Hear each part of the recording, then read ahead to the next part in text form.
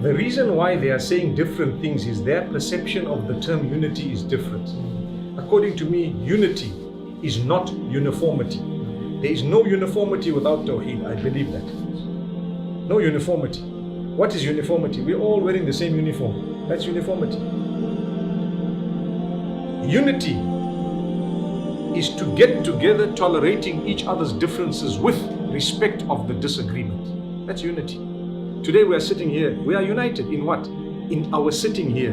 But he's wearing different clothing. He's this. Some of us might be belonging to different sects. It could be. Some of us might be belonging to a different ideology. Some of us might have harsher thinking. Some of us have a calmer thinking. We are sitting here. We love each other in the sense that we are human. We also utter the Shahada. This is one thing that when I studied, we were not taught. But later on, we learnt it ghasban anna.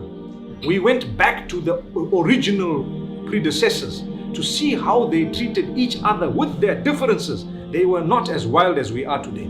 Today, I firmly believe, and I'm sorry to say this, the political crisis between certain countries has resulted in us students of knowledge becoming more firebrand about what we are teaching. Mainly because somehow it serves some political agenda, and I'm sorry to say that. How? Because they've made you hate people who you're really supposed to be talking to in order to discuss the difference in a beautiful manner. And even if it took you 5 years or 10 or 20, and even if you did not achieve at the end of it, but the fact that you did it, you did it.